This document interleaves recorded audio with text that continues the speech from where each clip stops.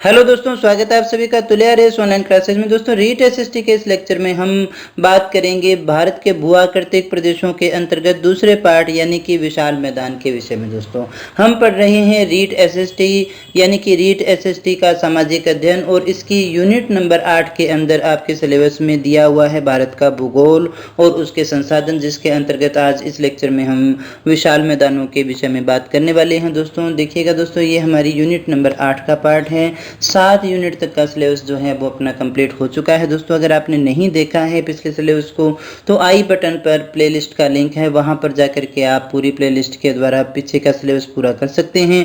और साथ ही मैं आपको बता दूं कि यहाँ पर आपके चैनल के ऊपर जो है साइकोलॉजी का भी कंप्लीट सिलेबस अवेलेबल है, उसकी भी प्लेलिस्ट का लिंक ऊपर दिया हुआ है। वहां जाकर के आप जो है वो पूरी उस प्लेलिस्ट को देख करके अपना साइकोलॉजी का सिलेबस भी कंप्लीट कर सकते हैं। दोस्तों, साथ ही हिंदी की क्लासेस भी आपके लिए वहां पर अवेलेबल है। दोस्तों, तो चलिएगा शुरू करते हैं आज की क्लास को, और हम बात करते हैं भारत के भू आकृतिक प्रदेशों के अंतर्गत जो हमारे विशाल मैदान हैं उनके विषय में। तो सबसे पहले हम थोड़ा सा डिवाइडेशन इसका देख लेते हैं। भू आकृतिक प्रदेश जो हमारे हैं, अध्ययन की दृष्टि से हमने इनको 6 भागों में बांटा था। उत्तरी पर्वतीय प्रदेश थे, विशाल मैदान थे, थार का मरुस्थल था, दक्षिण का पठार था, तटीय मैदान था और द्वीपीय प्रदेश थे। सबसे बड़ा जो हमारा पार्ट था उत्तरी पर्वतीय प्रदेश थे, उनको अपने पढ़ चुके हैं। उसके बाद में एक बड़ा जो भाग है वो हमारा दक्षिण का पठार भी है, उसमें थोड़ा समय लगता है। बाकी इतने बड़े पार्ट नहीं हैं दोस्तों, उनको अपने जल्दी ही कंप्लीट कर लेंगे। दोस्तों, आज के इस लेक्चर में हम विशाल मैदान को पढ़ने वाले हैं, दूसरे भाग को देखेंगे। दोस्तों देखिएगा, ये जो हमारा था उत्तरी पर्वतीय प्रदेश, इसको अपने पढ़ चुके हैं। ये हमारा जो है दक्षिण का पठार रह गया, इसको हमें पढ़ना है, लेकिन हम आज इसके बारे में बात करेंगे जो हमारा विशाल मैदान का क्षेत्र है। दोस्तों, तो लोकेशन के के हिसाब से आप ये देख सकते हैं कि उत्तरी पर्वतीय प्रदेश और दक्षिण के पठार के मध्य ये जो एरिया आपका आ गया, ये सारा का सारा जो है विशाल मैदानों के अंतर्गत आता है। दोस्तों, इसके अलावा मैं आपको बता दूं कि विशाल मैदानों का जो निर्माण होता है वो नदियों के द्वारा लाई गई तलछट की जो मिट्टी है उसके जमा होने से होता है। जलोढ़ मिट्टी आती है, नदियाँ जब ऊपर पहाड़ों से आती हैं तो वो अपने साथ में जल के साथ साथ मिट्टी भी लेकर के आती हैं। देखिएगा दोस्तों, ये जो क्षेत्र है ये काफ़ी ऊंचा है और ये क्षेत्र भी ऊंचा है पठार होने के कारण। ये जो क्षेत्र है आप इसे एक गड्ढे के रूप में ले सकते हैं। दोस्तों, यहाँ से भी नदियाँ आती हैं और ऊपर से भी नदियाँ आती हैं। दोस्तों, तो ये नदियाँ देखिएगा जब बाढ़ लाएंगी तो कहाँ पर लाएगी, जो हमारी निम्न भूमि रहेगी वहीं पर बाढ़ लेकर के आती है। इसलिए नदियों का जो भी तलछट जो जमा होगा वो इसी एरिए में होता है। दोस्तों देखिएगा, ये मान लीजिएगा पर्वत रह गया, और इस प्रकार से हम इस देखिए गड्ढे को देख सकते हैं। ये हमारा हिमालय पर्वत रह गया, ये दक्षिण का पठार रह गया। ये जो गड्ढा था ये धीरे धीरे भरता जा रहा है। जो नदियाँ ऊपर से जल के साथ में कंकर पत्थर मिट्टी लेकर के आती है वो यहाँ पर धीरे धीरे जमा होता रहता है। दोस्तों, तो देखिएगा दोस्तों, इस प्रकार से ही जो है नदियों के द्वारा तलछट के जमा होने से ही जो मैदानों का निर्माण होता है, इसी से मैदानों का निर्माण हुआ है। दोस्तों, और ये मैदानों का निर्माण पूर्णतः नदियों के द्वारा हुआ है। दोस्तों, यहाँ आप देखिएगा विशाल मैदान के विषय में बात करें तो सबसे पहले हम ये जान लेते हैं, लोकेशन अभी हमने देखी भी है कि विशाल मैदान जो है वो हिमालय पर्वत और प्रायद्वीपीय पठार के मध्य स्थित है। कहाँ पर रह गया दोस्तों? हिमालय पर्वत और प्रायद्वीपीय पठार के मध्य, यानी इस तरह से तो जो हमारा जो हिमालय पर्वत था चापाकृति के अंदर, और इस प्रकार से जो हमारा प्रायद्वीपीय पठार है उसके बीच का ये जो नदियों के द्वारा लाया गया तलछट से बना हुआ जो क्षेत्र है उसे हम विशाल मैदान के नाम से जानते हैं। ये समतल होता है, उच्चावच यहाँ पर ज़्यादा होते नहीं हैं। दोस्तों, आगे हम बात करें, वर्तमान में हम इसे सतलज गंगा ब्रह्मपुत्र का मैदान कहते हैं। दोस्तों, हमेशा से ही इसका ये नाम नहीं था। भारत का जब तक विभाजन नहीं हुआ था दोस्तों, उससे पहले हम इसे गंगा सिंधु का मैदान भी कहते थे। लेकिन जैसे ही भारत का विभाजन हुआ तो सिंधु और उसकी सहायक नदियों में मुख्यतः झेलम, चेनाब और जो रावी थी वो पाकिस्तान में चली गई। इसलिए अब यहाँ पर जो रह गया है मैदान वो गंगा, ब्रह्मपुत्र और सतलज का मैदान है। इसीलिए हम इसे सतलज, गंगा, ब्रह्मपुत्र का मैदान भी कहते हैं दोस्तों, क्योंकि ये जो है वो इसके द्वारा और इनके द्वारा जो सहायक नदियाँ हैं उनके द्वारा जो मिट्टी है बिछाई गई है उसी के तलछट से ये बना हुआ है। क्योंकि ये सतलज, गंगा, ब्रह्मपुत्र और इनकी सहायक नदियों के द्वारा लाई गई और बिछाई गई तलछट मिट्टी से बना है, इसलिए हम इसे सतलज, गंगा, ब्रह्मपुत्र का मैदान भी कहते हैं दोस्तों। ये भी कैसा है, धनुषाकार है और इस मैदान की लंबाई जो है वो लगभग 2400 किलोमीटर है और चौड़ाई एक समान तो नहीं है, 150 से 480 तक आपको देखने को मिल जाएगी दोस्तों। अगर हम इसके ढाल की बात करें तो यह इसका ढाल देखिएगा बहुत ही धीमा है दोस्तों, क्योंकि ढाल आपको पर्वतीय प्रदेशों में मिलता है, यहाँ पर इतना ढाल आपको नहीं मिलेगा।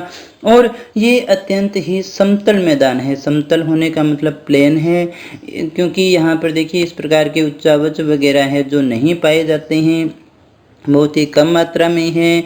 तो पूर्णतया ये क्या है, लगभग समतल ही मैदान है। समतल मैदानों के रूप में हम इनको जान करके चलते हैं दोस्तों। और आगे हम बात करें तो देखिएगा ये आप डायग्राम के रूप में देख सकते हैं, मैप के अंदर इस विशाल मैदान को देख सकते हैं। ये जो देखिएगा ये जो पूरा एरिया है, ये पूरा एरिया जो आपका रह गया, ये सारा का सारा कौन सा रह गया, ये विशाल मैदान का पार्ट आता है। यहाँ पर आप यमुना, गंगा और बेतवा, चंबल जो इनके सहायक नदियां हैं, केन है, सोन है ना, ये घाघरा है, गंडक है, कोसी है, ये गंगा नदी यहाँ तक जा रही है दोस्तों। और ये ब्रह्मपुत्र हमारी नदी रह गई।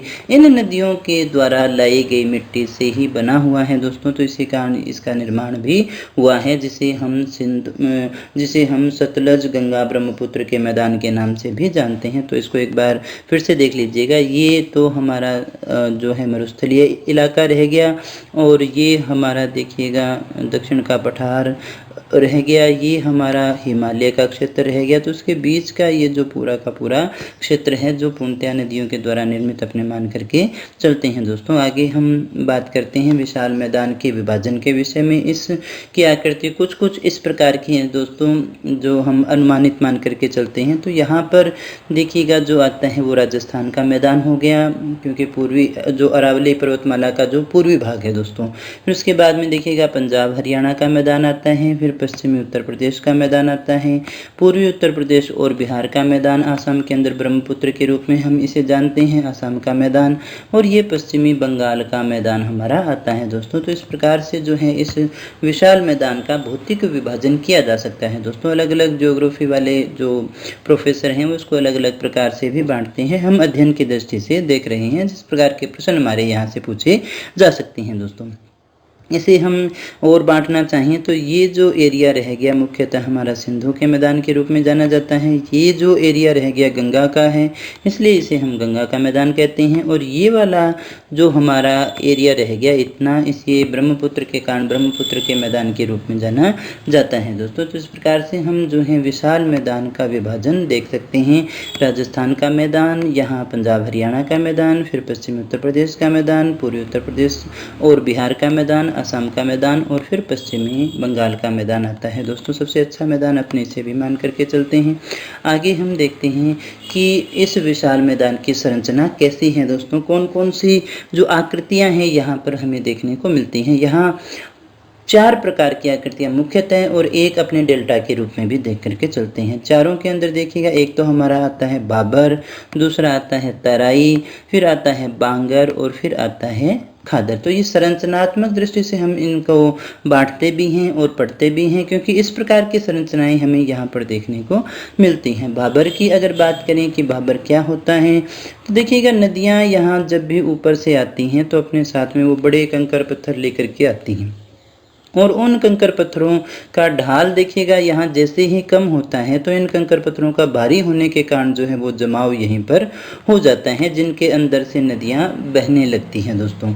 और यहाँ ये जो पत्थर वाला जो भाग है इसे ही हम भाबर क्षेत्र के रूप में जानते हैं। उसके बाद में नदियाँ देखिएगा पुनः यहाँ दिखाई देने लगती हैं और यहाँ पर जल भराव ज़्यादा हो जाता है, क्योंकि एकदम से यहाँ निकलती हैं, इनके पास में कोई पर्टिकुलर रास्ता होता नहीं है, इसलिए यहाँ पर जल जो है वो बहुत ज़्यादा देखिए भर जाता है। तो ऐसा यहाँ का जो दलदली क्षेत्र है, ये जो दलदली क्षेत्र है इसे हम तराई क्षेत्र के रूप में जानते हैं। ये देखिएगा मैदान का ही भाग है, ये भाबर के दक्षिण में है। भाबर के दक्षिण के अंदर कौन सा भाग रह गया? तराई का मैदान रह गया। यहाँ जो भाबर के अंदर जो नदियाँ विलुप्त हो गई थी, पत्थरों के नीचे आ गई थी, वो यहाँ पर वापस प्रकट होने लगती हैं, जल प्रवाह धरती पर होने लगता है दोस्तों। लेकिन अनियमित होने के कारण यहाँ पर दलदल बन जाती हैं दोस्तों। तो तराई होता है, तराई के बाद में आगे नदियाँ बहने लगती हैं, जिससे दो प्रकार की संरचनाएं बनती हैं, एक तो बांगर होता है और एक होता है खादर।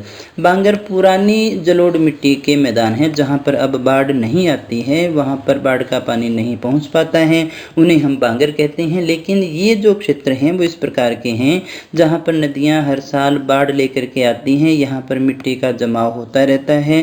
खादर जो क्षेत्र है वहाँ पर हर साल जो है वो नई मिट्टी आती रहती है, नई तलछट और कांप मिट्टी आती रहती है। तो ऐसे जो प्रदेश हैं उन्हें हम खादर के रूप में जानते हैं। ये पूर्वी उत्तर प्रदेश भी लेंगे, झारखंड, बिहार, पश्चिमी बंगाल का जो इलाका है वो यहाँ पर सबसे ज़्यादा रह जाता है दोस्तों। ये विशेषता ये भी नदियों के द्वारा ही निर्मित है दोस्तों। तो इसे हम विशाल मैदान की संरचना के रूप में देखते हैं। भाबर आप देखिए समझ गए होंगे ये किस प्रकार की आकृति है। जब नदियाँ ऊपर से नीचे आती हैं तो कंकर पत्थर जो बड़े जमाव यहाँ पर हो गए और उनके नीचे से नदियाँ बहती रहती हैं, जिसे हम भाबर के रूप में जानते हैं। तराई में देखिएगा जब नदियाँ पुनः प्रकट हो गई और दलदली क्षेत्र यहाँ बन गया, उसे हम तराई के रूप में जानते हैं। बांगर को सामान्य से सामान्य भाषा में हम कह सकते हैं, जहाँ पर अब बाढ़ का पानी हर वर्ष नहीं पहुँच पाता है उसे बांगर कहते हैं, और जहाँ पर हर वर्ष बाढ़ का पानी आता रहता है तो उसे हम खादर कहते हैं। जब बाढ़ का पानी आएगा तो मिट्टी भी लाएगा। खादर में हमेशा आपको नई मिट्टी देखने को मिलती है दोस्तों। आगे हम बात करते हैं इसी के जो है डायग्राम के रूप में देख लेते हैं, एरिया के रूप में देख लेते हैं।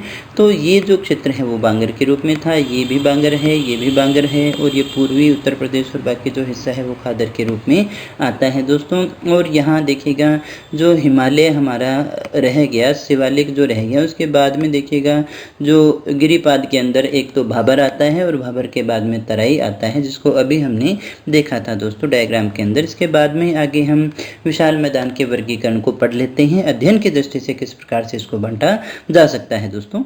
तो सबसे पहले हम बात करते हैं भौगोलिक वर्गीकरण के। भौगोलिक वर्गीकरण के अंदर भाबर प्रदेश, जिसे हम संरचना के आधार पर भी मान सकते हैं, फिर तराई प्रदेश है, फिर बांगर प्रदेश है, और फिर आता है खादर प्रदेश।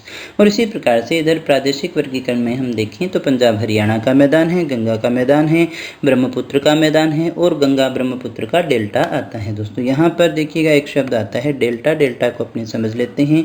डेल्टा एक आकृति है, इस प्रकार की जो आकृति होती है त्रिभुजाकार, उसे हम डेल्टा कहते हैं दोस्तों। ये भी नदी से ही निर्मित होती है। जैसे मान लीजिएगा इस प्रकार से कोई नदी बह रही है हमारी, वो निरंतर चलती जा रही है, अभी तक उसका ढाल सही है, लेकिन जैसे ही ढाल कम होगा तो ये नदी इस तरह से क्या होगी, मुहाने पर जाकर के फैल जाती है, और फैल जाकर के इस प्रकार से जो है इसकी धाराएं बन जाती हैं, क्योंकि यहाँ पर जो है इसका ढाल बहुत ही कम हो गया है। तो इस प्रकार से आगे जाकर के ये समुद्र में गिरती है दोस्तों। तो जहाँ भी इस प्रकार का देखिएगा आकृति बन गई, अगर आप इसको ध्यान से देखें तो ये इस प्रकार का डेल्टा का निर्माण करता है, इसलिए हम इसे डेल्टा भी कहते हैं दोस्तों। ये भी एक बहुत महत्वपूर्ण हमारी संरचना रह गई। सुंदरबन डेल्टा जो है विश्व का सबसे बड़ा डेल्टा है, वो गंगा ब्रह्मपुत्र के रूप में ही हम उसको जानते हैं, पश्चिमी बंगाल में है। तो आगे हम बात करते हैं इन्हीं के डिस्क्रिप्शन के रूप में, इन्हीं को और व्याख्या के रूप में देख लेते हैं। हम भौगोलिक दृष्टि से विशाल मैदान का जो वर्गीकरण है उससे सबसे पहले देखते हैं, और हम बात करते हैं भाबर प्रदेश के विषय में दोस्तों। तो भाबर क्या है, शिवालिक के पर्वत पादीय क्षेत्र में जहाँ शिवालिक समाप्त होता है, जैसे मान लीजिएगा ये शिवालिक था, शिवालिक समाप्त हुआ तो शिवालिक के पर्वतपादीय क्षेत्र में सतलज नदी से तीस्ता नदी तक का जो एरिया है 8 से 16 किलोमीटर चौड़ी पट्टी में इसका विस्तार है। विस्तार को आपको याद ही रखना पड़ेगा। कहाँ से कहाँ तक है, सतलज नदी से लेकर के तीस्ता नदी तक जो है 8 से 16 किलोमीटर चौड़ी पट्टी है, उसके अंदर इसका विस्तार है दोस्तों। ये होता क्या है, पर्वतीय क्षेत्र से निकलकर मैदानी कक्ष में जब नदी आती है तो ढाल के स्वरूप में परिवर्तन हो गया, तो नदियाँ भारी चट्टान और जो चूर्ण है वो गिरिपाद में जमा कर देती है। यही बात हमने पीछे भी की थी, नदियाँ आती हैं तो यहाँ पर ढाल कम होने के कारण जो मलबा है वो यहीं पर डाल देती है। इस क्षेत्र में अधिकांश जो नदियाँ हैं वो भूमिगत प्रवाह होता है दोस्तों। हमने क्या कहा, ये बात आपको याद रखनी है। विशेषतः नदियाँ कौन से स्थान के अंदर विलुप्त हो जाती हैं, कहाँ प्रकट होती हैं, तो ये दोनों क्वेश्चन जो हैं वो बहुत बार पूछे जाते हैं दोस्तों। ये भी हमने यहाँ देखा था, नदियाँ आई थी। ये जो एरिया है वो भाबर का एरिया है जिसे अपने पढ़ रहे हैं दोस्तों। यहाँ कृषि की दृष्टि से क्या अनुकूल होगा, कृषि की दृष्टि से बिल्कुल भी अनुपयोगी है, कोई काम का नहीं है। और यहाँ जो वृक्ष पाए जाते हैं वो लंबी जड़ों वाले वृक्ष यहाँ पर पाए जाते हैं दोस्तों। और यहाँ पर भूमिगत जो है नदियाँ यहाँ पर बहती हैं, यही इसकी जो है वो मुख्य विशेषता रह जाती है दोस्तों। इसके बाद में आगे हम बात करते हैं तराई क्षेत्र के विषय में। तराई क्षेत्र कौन सा रह गया, ये भाबर का ही दक्षिणी भाग है दोस्तों। देखिएगा, जैसे हमने बात की थी, पर्वत के बाद में कौन सा आया, भाबर आया, और भाबर के बाद में आता है तराई क्षेत्र। तो ये है भाबर के दक्षिण में ही मैदान का वह भाग है जहाँ भाबर प्रदेश का भूमिगत जल प्रवाह यानी भूमिगत जल की जिन नदियों की अपने बात कर रही थी वो फिर से धरातल पर प्रकट हो जाती हैं। वो नदियाँ यहाँ पर पुनः प्रकट हो जाती हैं, लेकिन इनका जो जल प्रवाह है वो अनियमित होता है। अनियमित होने के कारण यहाँ पर दलदल पाए जाते हैं दोस्तों। ये जो एरिया है वो तराई का आता है, इसे अपने तराई कहते हैं दोस्तों। इसमें देखिएगा, अनियमित जल प्रवाह के कारण यहाँ पर दलदल बन जाते हैं। इस प्रदेश में देखिए सघन वन पाए जाते हैं, लंबी घासें पाई जाती हैं जिसमें कांस और हाथी घास मुख्य है, और बहुत सारे वन्य जीव भी यहाँ पर मिलते हैं दोस्तों। ये हमारा तराई का क्षेत्र आ गया। तराई में आप ये याद रखिएगा कि ये एक प्रकार का दलदली क्षेत्र है। ये पथरीला था, यहाँ पर नदियाँ विलुप्त हो गई थी। ये दलदली क्षेत्र है, यहाँ पर नदियाँ प्रकट हो गई हैं और यहाँ पर कृषि वगैरह नहीं की जाती है दोस्तों। पश्चिमी भाग में वर्षा की कमी के कारण देखिए तराई का अभाव है। उत्तर प्रदेश में इस भाग को साफ करके और जल प्रवाह को नियंत्रित करके विभिन्न प्रकार की फसलें भी की जा रही हैं दोस्तों। जूट की कृषि के भी यहाँ पर सफल प्रयास किए जा रहे हैं दोस्तों। आगे अपनी बात करते हैं बांगर प्रदेश के विषय में। बांगर प्रदेश कौन सा हो गया, तो ये भी प्राचीन तलछट से निर्मित है और ये ऊंचे मैदान हैं। वे उच्च मैदान हैं जो कि बांगर कहलाते हैं, जहाँ पर नदियों के बाढ़ का जल नहीं पहुँच पाता है दोस्तों। इसी रूप में आप याद रखिएगा, बड़ी आसान सी लैंग्वेज है कि जहाँ पर बाढ़ का पानी नहीं पहुँच पाता है वो बांगर है दोस्तों, और जहाँ पहुँच पाता है वो खादर कहलाएगा। आगे अपने यहाँ देख सकते हैं कौन सा क्षेत्र रह गया, बांगर का क्षेत्र ये वाला रह गया दोस्तों। ये वाला रह गया जहाँ पर नदियों से काफ़ी दूर भी होता है। हो सकता है यहाँ पर पहले कभी नदियाँ बहती थी और यहाँ पर जो है मिट्टी का जमाव इन्होंने किया, क्योंकि ये पुराने जलोढ़ के मैदान माने जाते हैं। वहाँ पर नदियाँ नहीं बहती है, बाढ़ का पानी वहाँ तक नहीं पहुँच पाता है दोस्तों। तो ऐसे क्षेत्रों को हम क्या कहेंगे, बांगर के रूप में जानते हैं दोस्तों। ये उत्तर प्रदेश के उत्तर पश्चिमी भाग और उत्तराखंड में थोड़ा सा आपको ज़्यादा देखने को मिल जाएगा दोस्तों। आगे अपनी बात करते हैं खादर प्रदेश के विषय में। खादर प्रदेश यानी खा जाता है, हर बार मिट्टी को खा गया तो हर बार उसको नई मिट्टी चाहिए। देखिए, भूख लगेगी, खाना खा लिया तो फिर उसको और खाने की आवश्यकता होती है, इसलिए यहाँ पर हर बार मिट्टी आती रहती है। तो इस रूप में भी आप इसको याद रख सकते हैं। अन्यथा परीक्षा का जब तनाव होता है और पेपर जब आपके सामने होता है तो उसी तनाव के कारण जो है, कन्फ्यूजन के कारण से क्वेश्चन गलत हो जाते हैं। तो आप इसको अच्छे से याद रखिएगा। खादर मतलब खाना, अगर खाएगा तो ही उसे और मिट्टी चाहिएगी दोस्तों, जो हर साल आती रहती है। तो ये नई तलछट व कांप मिट्टी से बने हुए निचले मैदान हैं दोस्तों। नीचे होंगे तभी तो वहाँ पर आएंगे, और जो बांगर हैं वो उच्च मैदान होती हैं इनकी अपेक्षा। यहाँ जो है बाढ़ का पानी प्रतिवर्ष पहुँचकर मिट्टी की नई परत को जमाता रहता है। ऐसे निचले मैदानों को ही हम खादर के रूप में जानते हैं दोस्तों। ये आप देख सकते हैं खादर का क्षेत्र कौन सा रह गया, ये वाला क्षेत्र जो है वो खादर का क्षेत्र रह जाता है दोस्तों। ये जो है पूर्वी उत्तर प्रदेश, झारखंड, बिहार और पश्चिमी बंगाल में आपको अधिक देखने को मिल जाएंगे दोस्तों। कहाँ पर मिलेंगे, पूर्वी उत्तर प्रदेश में मिलेंगे आपको, झारखंड, बिहार और पश्चिम बंगाल में मिल जाएंगे दोस्तों। इसके अलावा यहाँ जो थे हम डेल्टा की बात अपने कर चुके हैं, इसमें विशेष कुछ यहाँ पढ़ने की आवश्यकता नहीं है दोस्तों। आगे अपनी बात कर लेते हैं विशाल मैदान के प्रादेशिक वर्गीकरण की दोस्तों। मैप के अंदर अपने पीछे देख भी चुके हैं। बहुत सारे प्रकार से अपने इनको बांट सकते हैं, लेकिन सामान्य सा वर्गीकरण जो हमारे रीट की परीक्षा की दृष्टि से महत्वपूर्ण है उसकी अपनी बात कर लेते हैं। तो एक तो आता है पंजाब हरियाणा का मैदान, नाम से ही स्पष्ट है ये पंजाब और हरियाणा का मैदान है।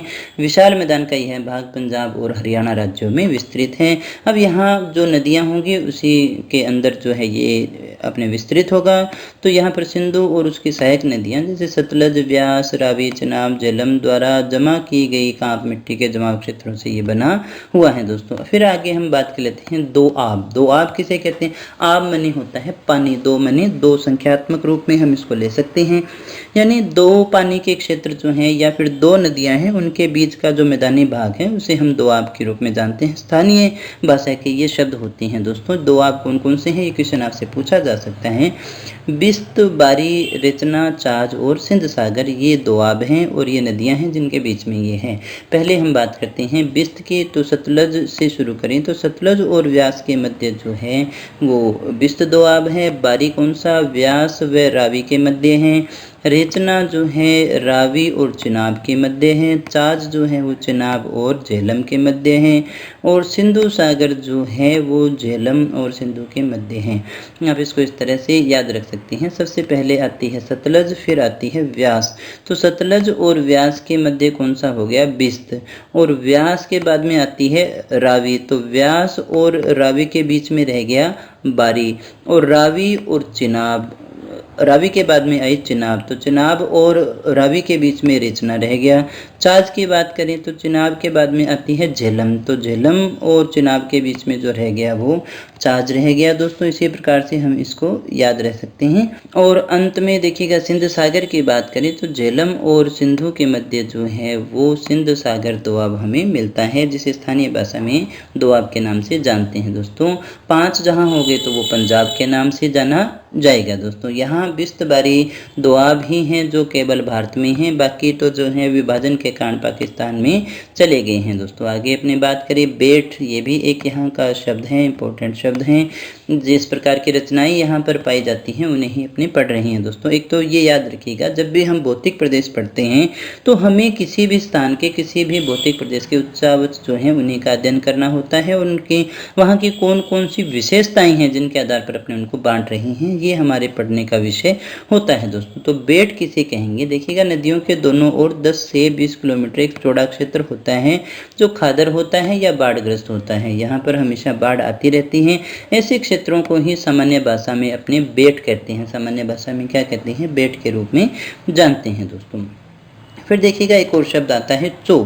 चो ये क्या है? चो चो देखिएगा शिवालिक पहाड़ियों के साथ लगते मैदानी भागों में छोटी छोटी नदियों द्वारा प्रदन के कारण कई खड्डे बन गए हैं। क्या हुआ है? देखिए शिवालिक पहाड़ियों के साथ में जो मैदानी भाग लगते हैं वहां पर छोटी मोटी नदियां जो बहती हैं उनके कारण कई खड्डे बन गए हैं और इन खड्डों को ही स्थानीय भाषा में जो है वो चो कहते हैं। ऐसे चो कहाँ है सबसे ज्यादा? तो होशियारपुर जिले में इनकी संख्या सबसे ज्यादा है दोस्तों। आगे अपनी बात करें गंगा के मैदान के विषय में, तो गंगा का मैदान बहुत ही विशाल, समतल और अत्यंत ही उपजाऊ मैदान है दोस्तों। विशाल है, समतल है और अत्यंत ही उपजाऊ मैदान है जो बना हुआ किससे है? देखिए गंगा के मैदान की बात है तो गंगा और उसकी सहायक नदियों से ही बना हुआ होगा, जिसमें यमुना आती है, गोमती आती है, घाघरा आती है, गंडक आती है, कोसी, बेतवा, कैन, चंबल, सोन आदि नदियाँ आती हैं दोस्तों। और ये जो है काफ़ी उपजाऊ कांप मिट्टी से बना हुआ क्षेत्र है दोस्तों। इसका जो विस्तार है वो अरावली श्रेणियों के पूर्व से प्रारंभ होकर पश्चिमी बंगाल तक अपने मान करके चलते हैं। इसमें पूर्वी राजस्थान, उत्तराखंड, उत्तर प्रदेश, झारखंड, बिहार और पश्चिमी बंगाल को जो है वो शामिल किया जाता है दोस्तों। इस मैदान के ढाल की बात करें तो किधर रह गया? देखिए नदियाँ कहाँ जा रही हैं? गंगा कौन से साइड में जाती है? बंगाल की खाड़ी की तरफ जाती है, यानी पूर्व की ओर जाती है, इधर जा रही है। तो ढाल की तरफ ही तो नदी बहती है ना, तो इसलिए दक्षिण पूर्व की ओर जो है इसका विस्तार है दोस्तों। इस मैदान के अंदर खादर और बांगर भूमि मिलती है जिसे हम बड़े अच्छे से समझ चुके हैं दोस्तों। भूड़ ये भी एक यहाँ का जो भौतिक शब्द है, भौतिक विशेषताओं को समेटे हुए हैं। बांगर प्रदेश अर्थात उच्च मैदानों के कुछ शुष्क भागों में छोटे छोटे टीले मिलते हैं। कौन से क्षेत्र? बांगर। बांगर कौन से थे? जहाँ बाढ़ का पानी नहीं पहुँच पाता, पुराने जलोढ़ के मैदान हैं। यहाँ उच्च मैदानों के कुछ शुष्क भाग हैं जहाँ पर छोटे छोटे टीले मिलते हैं, उन्हें ही हम स्थानीय भाषा के अंदर भूड़ कहते हैं, स्थानीय भाषा में भूड़ के नाम से जानते हैं दोस्तों। गंगा नदी जो है इस मैदान को दो भागों में बांटती है। गंगा नदी जो है इसे दो भागों में बांटती है। उत्तर प्रदेश में पश्चिम का जो भाग है वो रोहिलखंड का मैदान कहलाता है और पूर्व का जो भाग है वो अवध का मैदान कहलाता है। इस फैक्ट को भी आपको याद रखना पड़ेगा। इस मैदान को अपने सामान्यतः तीन भागों में भी बांट सकते हैं दोस्तों। कौन कौन सा? जैसे कि हम बात करें उत्तरी गंगा का मैदान, तो इसमें पश्चिमी उत्तर प्रदेश आ गया। मध्य गंगा का मैदान पूर्वी उत्तरी प्रदेश और बिहार आ गया दोस्तों। और निम्न गंगा के मैदान के अंदर पश्चिमी बंगाल आता है दोस्तों। इसके बाद में देखिएगा बील शब्द की बात कर लेते हैं अपने। बील कौन सा है? बील जो है ये भी एक भौतिक प्रदेश का ही पार्ट है। निम्न भूमि जो जल से भरी रहती है। हमने क्या कहा? ऐसी निम्न भूमि जो जल से भरी रहती है बील के नाम से जानी जाती है दोस्तों। गोखुर झील। गोखुर झील हम किसे कहते हैं? जो नदियां जो है अपना रास्ता छोड़ देती हैं तो गोखुर गाय के खुर के जैसी आकृति बन जाती हैं। तो मध्यवर्ती गंगा के मैदानों में इस प्रकार की जो आकृति है वो बहुत ज़्यादा मिलती है। गोखुर झीलें यहाँ पर ज़्यादा मिलती हैं। इंग्लिश में ऑक्सबो कहते हैं। कई बार ये क्वेश्चन आपसे पूछा हुआ है दोस्तों। आगे हम बात करते हैं ब्रह्मपुत्र का मैदान। तो कौन सा हो गया? जो ब्रह्मपुत्र नदियों से बना हुआ है दोस्तों। इसमें देखिएगा असम राज्य के अंदर ये विशेषता रह गया। हिमालय और गारो पहाड़ियों के मध्य ये फैला हुआ एक संकड़ा और लंबा मैदान है जो ब्रह्मपुत्र द्वारा जमा की गई कांप मिट्टी से बना हुआ है। कौन सी नदी की मिट्टी से बना हुआ है? ब्रह्मपुत्र नदी की मिट्टियों से बना हुआ ये क्षेत्र आता है दोस्तों। ब्रह्मपुत्र नदी के जल में मिट्टी बहुत ज़्यादा होती है और ज़्यादा होने के कारण बहाव क्षेत्र में रुकावट आ जाती है, जिससे ढेरों मिट्टी एकत्रित हो जाती है और इसी कारण से इस नदी में आपको द्वीप भी बहुत सारे देखने को मिल जाएंगे। कौन सी नदी के अंदर? ब्रह्मपुत्र जो नदी है उसमें मिट्टी के अधिकता होने के कारण जो है यहाँ पर द्वीप बनते हैं दोस्तों। अब देखिएगा मिट्टी कहाँ से आई तो हम समझ सकते हैं। हमने ये पढ़ा था कि जो हिमालय का निर्माण हुआ था तो वो टेथिस भूसन्नति से हुआ था, यानी वो भी क्या था? तलछट ही था। जब बरसात आती है तो ये कच्चा है। देखिएगा जो पर्वत हमारे दक्षिण में मिलते हैं वो ज्वालामुखी जो क्रिया है और लावे से बने हुए हैं, इसलिए वो देखिएगा मजबूत हैं। लेकिन जब हम हिमालय की बात करें तो वो तलछट वाला ही भाग था ना, क्योंकि ये टेथिस भूसन्नति से ही तो बना था, इसलिए ये कच्चा है। और यहाँ पर देखिएगा बहुत बार जो है भूस्खलन होता रहता है, बरसात आती है, जैसा केदारनाथ में पहले भी हुआ था दोस्तों। तो इस प्रकार की घटनाएं यहाँ पर हो सकती है दोस्तों, इसलिए यहाँ से जो है वो मिट्टी काफ़ी ज़्यादा आती है और ये मिट्टी जो है इसके बहाव के अंदर रुकावट पैदा कर देती है, जिससे द्वीपों का निर्माण भी हो जाता है दोस्तों। आगे अपनी बात करते हैं अंतिम दौर के अंदर गंगा ब्रह्मपुत्र के मैदान के विषय में। तो ये जो हमारा मैदान है गंगा ब्रह्मपुत्र का मैदान, ये अत्यंत ही समतल मैदान है और समुद्र तल से बहुत ज़्यादा ऊंचा नहीं है, क्योंकि ये बिल्कुल लास्ट में आ गया। इस क्षेत्र में ज्वार का जल फैल जाता है, इसी कारण ये जो भाग है वो दलदली रहता है। ये जो लास्ट का भाग है वो बिल्कुल पास में आ गया, समुद्र के पास में, इसलिए ये बहुत ज़्यादा दलदली भी रहता है दोस्तों। चर, चर किसे कहते हैं हम? चर देखिएगा ये भी एक भूमि का क्षेत्र है।